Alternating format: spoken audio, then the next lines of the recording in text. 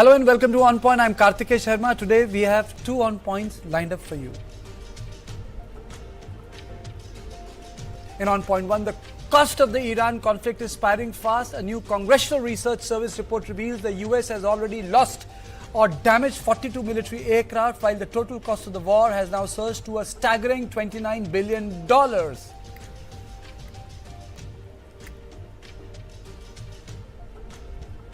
In On Point 2, we take you through the deepening abduction crisis in Manipur, where the standoff between the Kuki and the Naga communities has now entered its 8th day.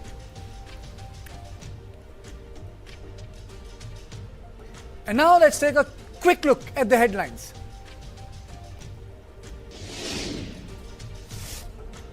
Prime Minister Narendra Modi chaired the high-level meet of the Council of Ministers at Seva Teerth.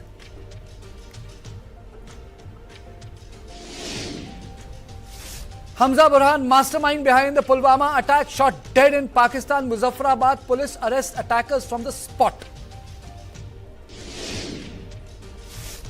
Fourth India-Africa Forum Summit postponed amid Ebola outbreak. Summit was scheduled to occur from May 28 to 31st in New Delhi. New dates for the summit and to be announced later.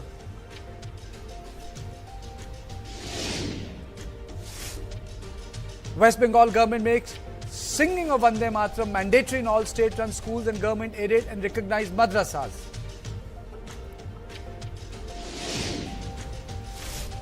Twisha's husband, Samat Singh, files anticipatory bail in Jabalpur High Court. We are nearing the 3-month mark since the Iran-US war began, and now a report published by the Congressional Research Service has revealed the true cost of the Iran operation and its loss that has been documented, which is 42 military aircrafts. Donald Trump has said the negotiations with Iran are right now on borderline and claimed that Iran had lost several missile launchers and more than 90% of its navy during the conflict. Right on the borderline, believe me. If we don't get the right answers, it goes very quickly. We're all ready to go. We have to get the right answers. It would have to be a complete 100% good answers. And if we do, we save a lot of time, energy, and lives, most importantly. But the latest report is now shifting attention to the losses suffered by the United States. According to the Congressional Research Service report published on the May 13, the US military has reportedly lost or heavily damaged at least 42 aircraft during operation against Iran. The report says that the losses include fighter jets, refueling aircraft, helicopters and advanced surveillance drones. Among the biggest setbacks mentioned are 4 F-15E Strike Eagles fighter jets, including one reportedly shot down over Iran during combat operations. The report also mentions the loss of F-35A Lightning II stealth fighter, considered one of the most advanced combat aircraft in the world. The report further states that 7 KC-135 aerial refueling aircraft were damaged, along with A-10 Thunderbolt ground attack aircraft. America also reportedly lost 24 MQ-9 Reaper drones, 2 MC-130 Special Operations aircraft, 1 E-3 Sentry AWACS surveillance aircraft, and 1 MQ-4C Triton surveillance drone. At least one HH-60 rescue helicopter was also confirmed damaged during combat operations in April. The report comes as the Pentagon admits the total cost of the Iran war has already crossed $29 billion, much higher than the earlier estimates. Iran has quickly reacted to the findings. Iranian Foreign Minister Seyed Abbas Araghchi claimed the US Congress had effectively acknowledged massive American losses during the war. Araghchi also claimed that Iran became the first country to shoot down an F-35 stealth fighter jet. He warned that if another conflict breaks out, Iran would deliver many more surprises. The claims are now raising major questions over the vulnerability of America's advanced air power and the effectiveness of the Iran's air defense network during the conflict. Now on this issue, I am joined by Air Vice Marshal P.K. Srivastava, retired, Major General Sudhakarji and Group Captain V.N. Jha. Thank you all of you for joining me. Let me straight away go to General Sudhakarji. General, let's not get into the technical aspects first, but were you surprised by the number that came out, the admission of the fact that they lost such high-end, premium, if I may use the word, sir, military equipment? Yeah, Karthik, good evening. Thank you for taking me for your show, and my warm greetings to very distinguished and senior esteemed panelists. Going by your question, any ordinary man who's not in touch with the environment, not been touching the joining the dots, is bound to get surprised as to how a country like Iran has been able to neutralize so many of them. State of the art, most extraordinary kind of platforms. It is quite natural. But since I personally, being a student of geopolitics, I have been tracking, and perhaps I am the only one, maybe amongst others, who's been making a lot of noise even prior to commencement of their bombing on 28th of February, that they have stirred the hornet's nest. They will be getting stuck like Vietnam. If you recall in your program only, I have said they have underestimated Iran. They have gone into a country without knowing what Iran has. Their counting of missile capability, their counting of electromagnetic capability. I'm really shocked and surprised as to how they could not fathom the capability of special domains which have been added to a traditional domain of land, air, and sea on the 7th of October 2023. That was a clear indication. Hamas means Iran, Iran means China. So this nexus and the connect should have been understood. So therefore, you are right in putting that question. It is quite natural, and more so when you hit the F-35. It is never heard of. We have a very distinguished air senior officer, Air Force senior officer. You will throw some light on this. Oh, absolutely. Absolutely, sir. Let me take opening comments from everyone. Let me go across to Air Vice Marshal Mr. P.K. Srivastava, sir. So many Reapers. Sir, with my little understanding of air dominance, these Reapers are working very well in the theater of Afghanistan because America had completely taken out all the air assets there. There was nothing. So they could loiter and hit the target on ground. So my question to you, sir, is how are Iranians able to take down these Reapers? What technology would they have to attack those Reapers at maybe 55,000 or 50,000 feet, sir? So, Karthikeyan, thank you very much for being on your show, and my compliments to both the panelists, co-panelists. Let me tell you, it's not what is surprising, the admission of 42 aircraft losses. But if you have been watching the news carefully and watching the kind of statements were coming, you knew so much losses have taken place. It was already there, and this research data has also been compiled through public domain. It is not something which has come through CIA briefing or kind of Pentagon briefing. It has been presented through the news items which are there already. Somebody has to compile. So the surprising part is that admission by the US Armed Forces or US establishment. Now coming to how could they do? One thing, I don't know how the wargaming people in Washington, DC missed the point, or in Pentagon. The terrain plays a very important role in defending their territory.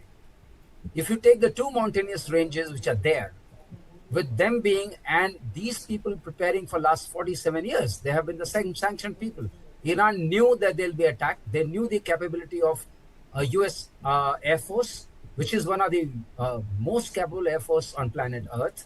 Still, when it comes to two things get established, when it comes to asymmetric warfare, and when it comes to drone warfare and the precise missile kind of warfare, the whole game changes. It is no more the same game as they played earlier. And you see, Afghanistan also was not defeated.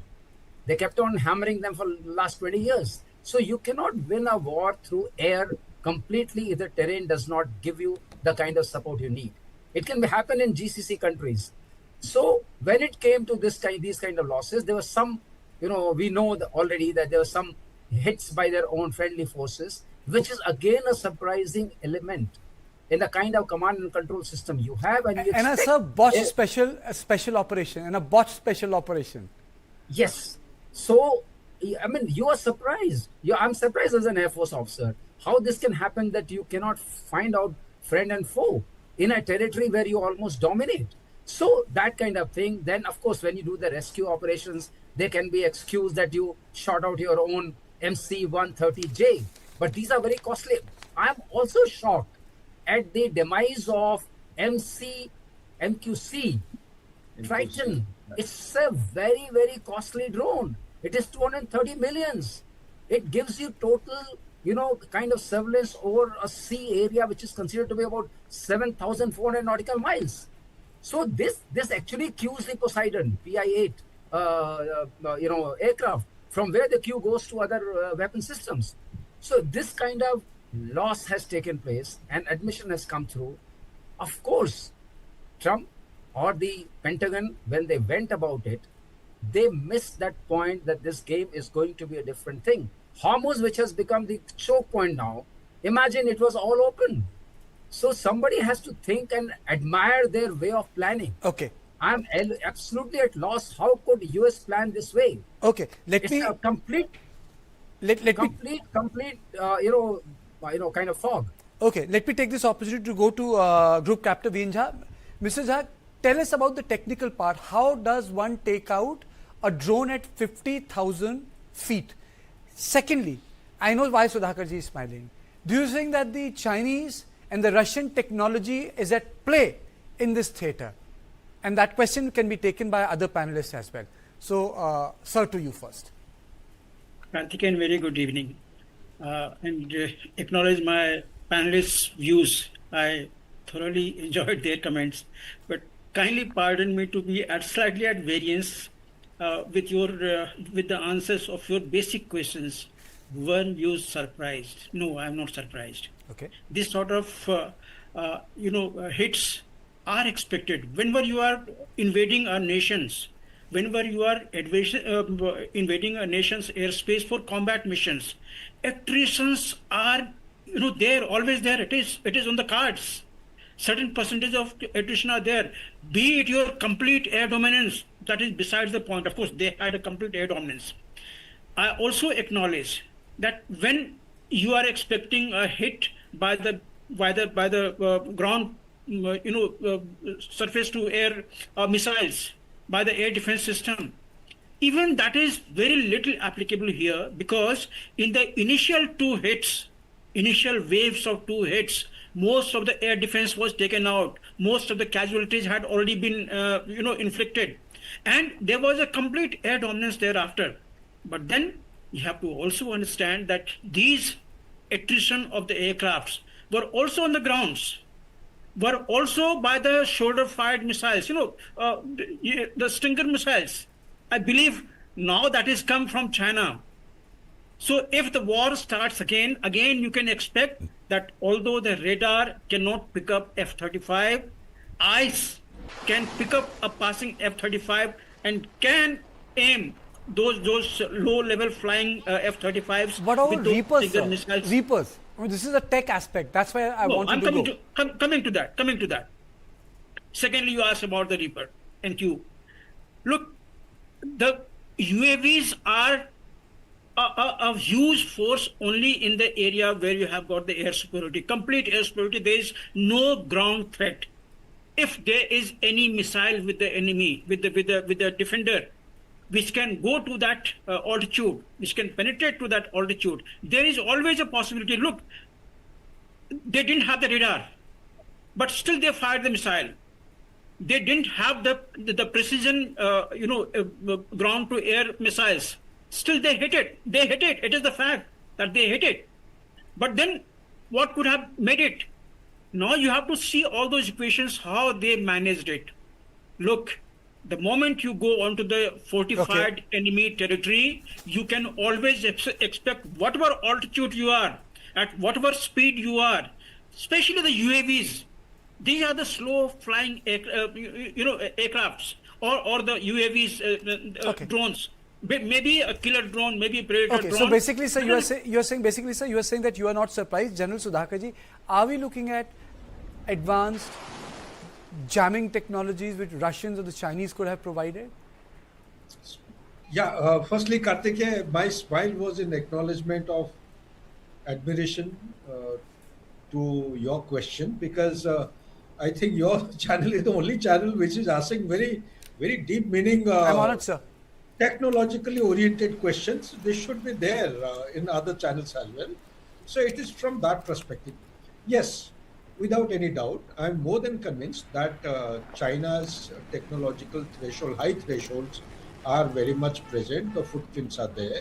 Without their support and Russia's support, I don't think Iran alone, although they have achieved significant milestone in past 47 years, they wouldn't be actually, bringing down like flies from the sky. These are state-of-the-art equipments. This is not the first time they have used it in Afghanistan. Prior to that, in Iraq, Libya, and host of other Syria itself, when they were decimating the backbone of ISIS, they have used all these equipments, but they haven't had such kind of attrition or the losses.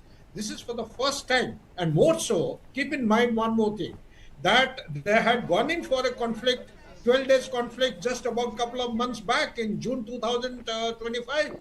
After having gone in and having declared, they claimed that the air defense of Iran has been actually decimated. There is nothing left on the ground. This is the claim of American forces and the Israeli forces. After all this, how is it that they have been able to not be knocked down so easily like flies coming from the sky? So my answer is, there are a couple of examples. Technicalities, we have two senior officers. They will be able to explain. But whatever I have studied and researched in the open source, it goes to, takes me to believe that there is a system which Iran has, with the help of Russia and Chinese technology. They have been able to apply electromagnetic spectrum to their advantage, wherein all these equipments, they have been disabled effectively. One. Number two, they also have been leading to some kind of a confusion, like Vice Marshal Srivastava he brought out. How is it possible in the identification friend of, oh, you have an inbuilt system. The other day we had Air Commodore Bahal. He was explaining all these things. You have an inbuilt system, whether the aircraft ahead and behind you, that is your friendly aircraft or not. And despite that, how is it that your own missile is going to fire at your own aircraft? You made a very, very important point. I'll take that point forward, General Sudhakarji. Srivastava sir, is it because, or let me reframe this question like this. Has this theatre reshaped the way air warfare is being fought, the way asymmetrical warfare, even in the air domain, can take down very expensive technologies? And the third adjacent question is, are American technologies incapable of dealing with these asymmetrical, cheaper options that are now available in the world, sir? As you said, Triton is in millions of dollars, but there's something called a cheaper version called Seyed. Is that, sir? If I'm wrong, you can tell me, Kartikeya, you are wrong. No, Kartikeya, you asked a very pertinent question. I know what you're seeking. You're seeking answer to one question. There was a stealth aircraft in the form of F-35. How was it shot down? And there is a drone flying at 50,000 feet. How was it located, cued, and shot down? The answer is, Iran was good at operating S-300. And whatever claims, US knows whatever claims they have made, probably Iran in the meantime also has S-400. Iran has S-400 deployed, and the way it is deployed, it is within the mountains. They have not been able to get the target and get going. That means whatever information, intelligence, US intelligence is available, that's not complete. Of course, they'll be posturing by the leaders for their geopolitical, purposes, that everything is destroyed. Navy is destroyed, Army is destroyed, Air Force is destroyed, Air Defense is destroyed, all radars are destroyed. Let me tell you, radars are all not destroyed unless you know where the target is. There's no way you can home on to it. You have to know where the target is. And your missile, then coming to reach. When you talk about surface-to-air missiles, and as we know, mostly it is up to 40,000 feet or so. But maybe Reapers were not flying at 40,000, 50,000 feet.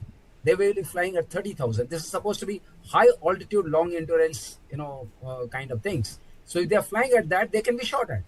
So idea being, were they in the envelope of, the Iranian fire? The answer is that if you become too cozy, too comfortable with your dominance, sometimes that arrogance beats you down. Okay, so all these losses occurred, and as far as group captain is concerned, he said that rightly, quite a few of them occurred on ground, because on ground is available to you. There were assets which were put in all GCC countries, so that also count. But apart from the budget, what you're talking about, it's not only $20 billion US has lost on this. If you want to keep so many aircraft carrier and so many, those commando aircraft carrier, the mini ones, going, you need to have money spending. Each aircraft carrier takes nearly $20 to $25 million just to stay where, if you want to stay over there. You know how many days have passed and how many carriers have been there, how many destroyers are there. So there is a cost of staying in the war zone. That cost is being paid by US. So it's not only $29 billion, it is much more than that. But if you take the other estimates which come in different other watchdogs which watch these conflicts, so you find it's in the range of $45 to $50 billion. So idea being, it's being drained. The US Treasury is getting drained at the level of $1 to $2 billion a day. Therefore, Secretary War has asked for $1.5 trillion of support from the Congress in the next budget. So idea being, you are in asymmetric warfare. Two things happen. First thing, that if you are the superpower, do not presume that there cannot be a kind of warfare against you, which you will not be able to defeat the enemy. If you cannot defeat the enemy, you have not won. The idea is, Iran has not won. Iran has no matching air power as compared to US, but Iran has not lost. If Iran has not lost and it is still embedded within the mountains, you are still in a threat zone. Second thing, had Iran been so much decimated, the ground operations would have happened. Why ground ops are not happening? Opening the Hormuz will be another very big challenge. I'm telling you, I have been observing and reading all the news, the kind of lanes which are there, and depth you need to go for the ultra large, carriers. You need only those 2 miles, in between 2 miles separation. This is a very old thing which hasn't worked out.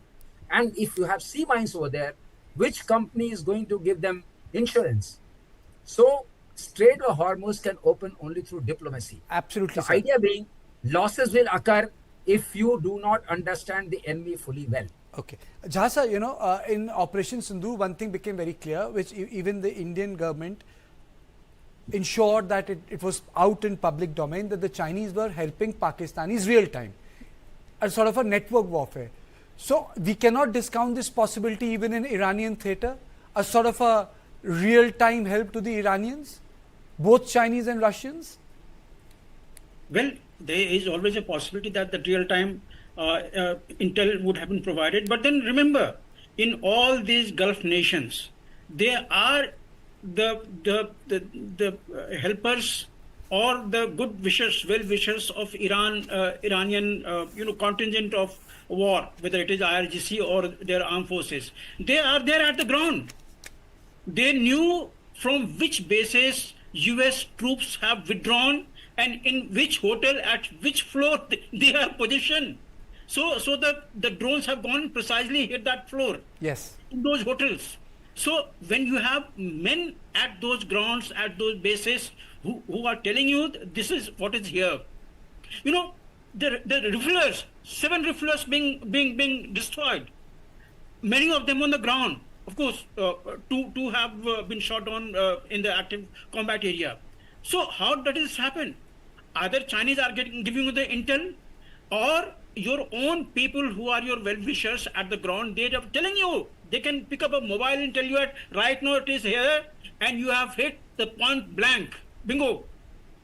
All these informations are available to Iran. Those people are there. So you don't, when you have, the so well-wishers at your ground, you don't need enemy.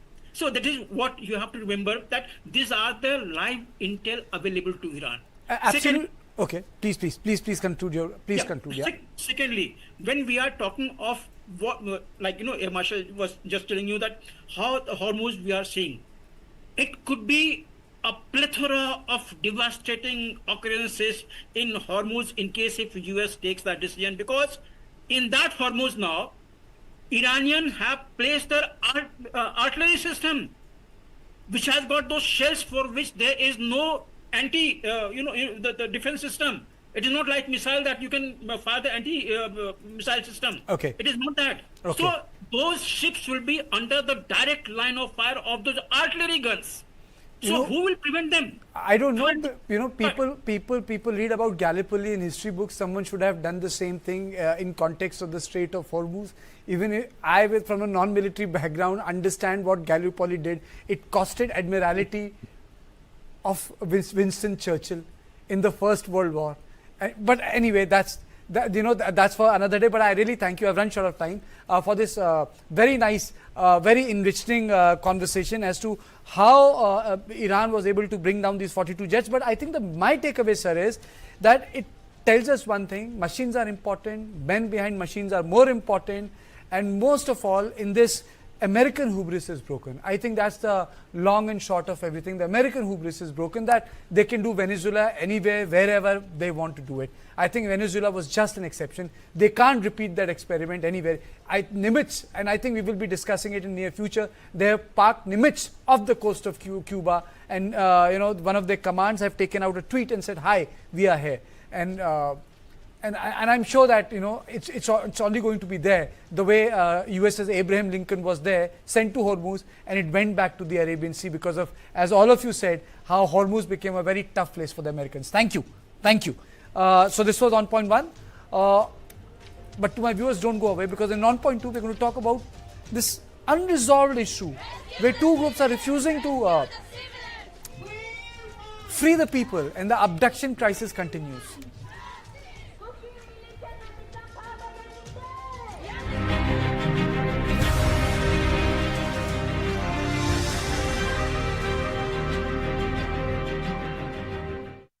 New Birla Opus exterior paint gives warranty up to 16 years. Who believes that? I believe.